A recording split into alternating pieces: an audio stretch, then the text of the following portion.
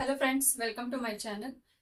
ನಾನಿವತ್ತು ನಿಮಗೆ home pregnancy test ಯಾವಾಗ ಮಾಡ್ಕೋಬೇಕು, ಪೀರಿಯಡ್ಸ್ ಆಗಿದೆ ಎಷ್ಟು ದಿವಸಕ್ಕೆ ಮಾಡ್ಕೊಳ್ಬೇಕು. ಯಾಕಂದ್ರೆ ಕೆಲವು ಹೆಂಗಸರಿಗೆ ಡೌಟ್ ಇರುತ್ತೆ, ನಮಗೆ ಪೀರಿಯಡ್ಸ್ ಮಿಸ್ ಆಗಿದೆ ಎಷ್ಟು ದಿವಸಕ್ಕೆ ಟೆಸ್ಟ್ ಮಾಡ್ಕೋಬೇಕು ಅಥವಾ ಎಷ್ಟು ವಾರಕ್ಕೆ ಟೆಸ್ಟ್ ಮಾಡ್ಕೊಳ್ಬೇಕು. ಕೆಲವರಿಗೆ ಪೀರಿಯಡ್ಸ್ ವೇರಿಯೇಷನ್ಸ್ ಇರುತ್ತೆ, ಅವ್ರದ್ದು ಸೈಕಲ್ಸ್ ಲೆಂತ್ ಬೇರೆ ಬೇರೆನೆ ಇರುತ್ತೆ.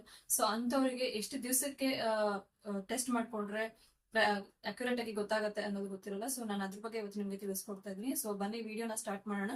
ನೀವು ಪ್ರೆಗ್ನೆನ್ಸಿ ಟೆಸ್ಟ್ ಮಾಡ್ಕೊಳ್ಬೇಕು ಅಂತಂದ್ರೆ ನಿಮ್ಮ ಪೀರಿಯಡ್ ಮಿಸ್ ಆಗಿದ ಒಂದು ವಾರ ಆದ್ಮೇಲೆ ನೀವು ಯೂರಿನ್ ಟೆಸ್ಟ್ ಮಾಡ್ಕೊಳ್ಬೇಕಾಗತ್ತೆ.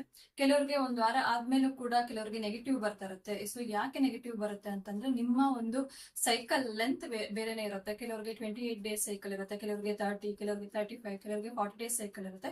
ಸೊ ಫಸ್ಟ್ ನೀವು ಮಾಡ್ಬೇಕಾಗಿರೋದು ಏನಂತಂದ್ರೆ ನಿಮ್ಮ ಸೈಕಲ್ ಲೆಂತ್ ಏನಿದೆ ಅನ್ನೋದ್ರ ಬಗ್ಗೆ ನೀವು ತಿಳ್ಕೊಳ್ಬೇಕು. ಓವ್ಯುಲೇಷನ್ ನಿಮ್ಗೆ ಯಾವಾಗ ಆಗಿರ್ಬೋದು ಅಂತ ತಿಳ್ಕೊಳ್ಬೇಕು.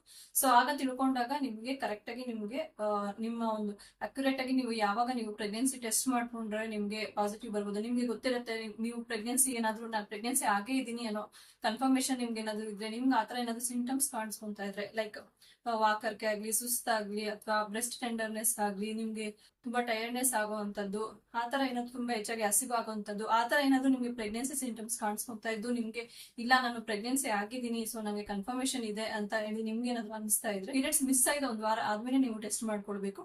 ನಾನು ಹೇಳ್ದಂಗೆ ಕೆಲವರಿಗೆ ಬೇರೆ ಬೇರೆ ಸೈಕಲ್ ಲೆಂತ್ ಗಳಿರುತ್ತೆ. ಸೊ ಅಂತವ್ರು ನಿಮ್ಮ ಓವ್ಯುಲೇಷನ್ ಈಗ ಹೇಗೆ ನಮ್ಗೆ ಓವ್ಯುಲೇಷನ್ ಆಗತ್ತೆ ಅಂತ ಹೇಳಿದ್ರೆ, ನಮ್ಮ ಪೀರಿಯಡ್ಸ್ ಸ್ಟಾರ್ಟ್ ಆಗಿದ್ಮೇಲೆ 14 ಡೇಸ್ಗೆ ನಮ್ಗೆ ಓವ್ಯುಲೇಷನ್ ಆಗಿರುತ್ತೆ. ಸೊ ಓವ್ಯುಲೇಷನ್ ಆಗಿದ್ದ 14 ಡೇಸ್ ಆದ್ಮೇಲೆ ನಮ್ಗೆ ಪೀರಿಯಡ್ಸ್ ಕನ್ಫರ್ಮ್ ಆಗಿ ಬಂದೇ ಬರುತ್ತೆ. ಸೊ ಇದು 30 ಡೇಸ್ ಸೈಕಲ್ ಇರೋರಿಗೆ. ಇನ್ ಕೆಲವರಿಗೆ ಸೈಕಲ್ ಚೇಂಜ್ ಇರೋರಿಗೆ ಅದು ನಿಮ್ಗೆ ಎಷ್ಟು ದಿವಸ, ಇವಾಗ 35 ಡೇಸ್ ಇರೋರಿಗೆ ಅದನ್ನ 5 ದಿವಸ ಮುಂದೆ ಹೋಗುತ್ತೆ ಓವ್ಯುಲೇಷನ್ ಡೇ. ಸೊ ಹಾಗಾಗಿ ನಿಮ್ಗೆ ಪೀರಿಯಡ್ಸ್ ಲೇಟ್ ಆಗಿ ಬರ್ಬೋದು. ಸೊ ಹಂಗಾಗಿ ನಿಮ್ಗೆ ನೆಗೆಟಿವ್ ಬರ್ತಿರ್ಬೋದು. ಎಕ್ಸಾಂಪಲ್, ನಾನು ಇಲ್ಲಿ ನನ್ನ ಲಾಸ್ಟ್ ಪೀರಿಯಡ್ಸ್ ಆಗಿರೋ ಅಂತ ಡೇಟ್ನೇ ನಾನು ತೋರಿಸ್ತಾ ಇದೀನಿ. ಸೊ ನೋಡಿ, ನಾನು ಆಗಿರೋದು ಲಾಸ್ಟ್ ಪೀರಿಯಡ್ ಬಂದು 26th. ನಿಮ್ಗೆ ಕ್ಯಾಲೆಂಡರ್ ಕಾಣಿಸ್ತಿದೆ ಅನ್ಕೊಂಡಿದೀನಿ. ಸೊ 26ಗೆ ಆಗಿದ್ದೀನಿ ನಾನು. ಸೊ ನೆಕ್ಸ್ಟ್ ನನ್ನ ಪೀರಿಯಡ್ ಬರೋದು ನಮ್ಗೆ ಇಲ್ಲಿ 24ಗೆ ನನ್ನ ಪೀರಿಯಡ್ ಬರುತ್ತೆ. ನನ್ನ ಒಂದು ಅಂದಾಜಿನ ಪ್ರಕಾರ, ನನ್ನ ಒಂದು ಸೈಕಲ್ ಎಂತನ ಪ್ರಕಾರ 24ಗೆ ನನಗೆ ಪೀರಿಯಡ್ಸ್ ಬರುತ್ತೆ. ಯಾಕಂದ್ರೆ ನನಗೆ 10ನೇ ತಾರೀಕಿಗೆ 14 ಡೇಸ್ ಆಗಿದೆ. ನನಗೆ ಓವ್ಯುಲೇಷನ್ ಆಗಿದ್ದು 11ನೇ ತಾರೀಕು. ನಾನು ಓವ್ಯುಲೇಷನ್ ಟ್ರ್ಯಾಕ್ ನ ಕೂಡ ಮಾಡ್ಕೊಂಡಿದ್ದೀನಿ. ಸೊ ನನಗೆ ಓವ್ಯುಲೇಷನ್ ಆದಾಗ ನನಗೆ ಕೆಲವು ಸಿಂಟಮ್ಸ್ ಗಳಲ್ಲಿ ನಿಮ್ಗೆ ಓವ್ಯುಲೇಷನ್ ಆಗ್ತಿದೆಯಾ ಇಲ್ವಾ ಅಂತಾನು ನಿಮ್ಗೆ ಗೊತ್ತಾಗುತ್ತೆ. ಸೊ ನಾನು ಅದನ್ನ ನೆಕ್ಸ್ಟ್ ವಿಡಿಯೋ ನಲ್ಲಿ ಹೇಳ್ತೀನಿ ನಿಮ್ಗೆ ಓವ್ಯುಲೇಷನ್ ಆದಾಗ ನಿಮ್ಗೆ ಯಾವ ತರ ಸಿಂಟಮ್ಸ್ ಗಳು ಬರುತ್ತೆ, ನೀವು ಯಾವ ತರ ತಿಳ್ಕೊಳ್ಬಹುದು, ಟೆಸ್ಟ್ ಮಾಡ್ಕೊಳ್ದಿರಾನೆ ನೀವು ಯಾವ ತರ ನನಗೆ ಓವ್ಯುಲೇಷನ್ ಆಗ್ತಿದೆ ಅಂತೇಳಿ ನೀವು ಕನ್ಫರ್ಮೇಶನ್ ತಗೊಳ್ಬಹುದು ಅನ್ನೋದನ್ನ ನಾನು ನೆಕ್ಸ್ಟ್ ವಿಡಿಯೋದಲ್ಲಿ ಮಾಡ್ತೀನಿ. ಸೊ ಈ ರೀತಿ ನೀವು ನಿಮ್ಮ ಒಂದು ಸೈಕಲ್ ಲೆಂತ್ ನ ನೀವು ಕನ್ಫರ್ಮ್ ಮಾಡ್ಕೊಳ್ಬೇಕು. ನಿಮ್ದು ಸೈಕಲ್ ಲೆಂತ್ ಎಷ್ಟಿದೆ, ನಿಮ್ಗೆ ಯಾವಾಗ ಓವ್ಯುಲೇಷನ್ ಆಗುತ್ತೆ, ನಿಮ್ಗೆ ಯಾವಾಗ ಪೀರಿಯಡ್ಸ್ ಬರ್ಬೋದು ಅನ್ನೋದು ಫಸ್ಟ್ ನಿಮ್ಗೆ ಅದ್ರ ಬಗ್ಗೆ ಒಂದು ನಾಲೆಜ್ ಇರಬೇಕು. ಸೊ ಇನ್ನು ಕೆಲವ್ರಿಗೆ ನೀವು ಎಷ್ಟೇ ಒಂದ್ ವಾರ ಬಿಟ್ಟು ಪೀರಿಯಡ್ಸ್ ಮಿಸ್ ಆಗಿದ್ದು ಒಂದ್ ವಾರ ಬಿಟ್ಟು ಕೂಡ ನೀವು ಟೆಸ್ಟ್ ಮಾಡ್ಕೊಂಡ್ರು ಕೂಡ ನೆಗೆಟಿವ್ ಬರ್ತಾ ಇರುತ್ತೆ. ಸೊ ಯಾಕೆ ಆತರ ನೆಗೆಟಿವ್ ಬರ್ತಾ ಇರುತ್ತೆ ಅಂತಂದ್ರೆ, ಪ್ರೆಗ್ನೆನ್ಸಿ ಏನಾದ್ರೂ ಫಾರ್ಮ್ ಆಗಿದ್ರೆ ನಮ್ಮ ಬಾಡಿನಲ್ಲಿ ಒಂದು ಬೀಟಾ HCG ಹಾರ್ಮೋನ್ ಅಂತ ಹೇಳಿ ರಿಲೀಸ್ ಆಗುತ್ತೆ.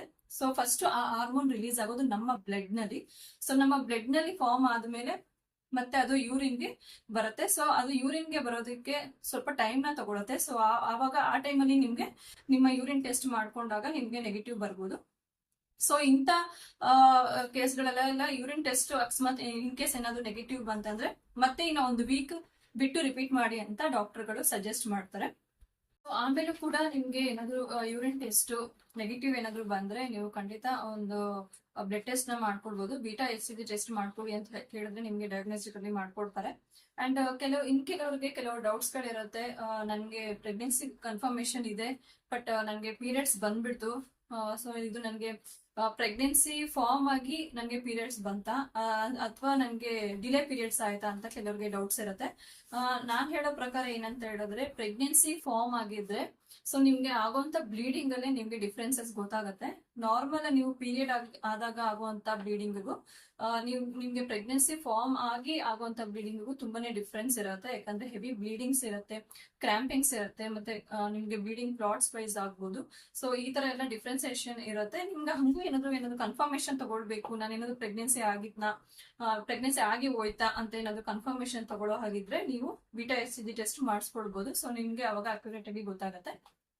ಅಂಡ್ ಮೇನ್ ಇಂಪಾರ್ಟೆಂಟ್ಲಿ ಹೇಳೋದಂದ್ರೆ ಪ್ರೆಗ್ನೆನ್ಸಿ ಟೆಸ್ಟ್ ಯಾವಾಗ ಮಾಡ್ಕೊಳ್ಬೇಕು ಅಂತ ಹೇಳಿದ್ರೆ ಅರ್ಲಿ ಮಾರ್ನಿಂಗೇ ಮಾಡ್ಕೊಳ್ಬೇಕು.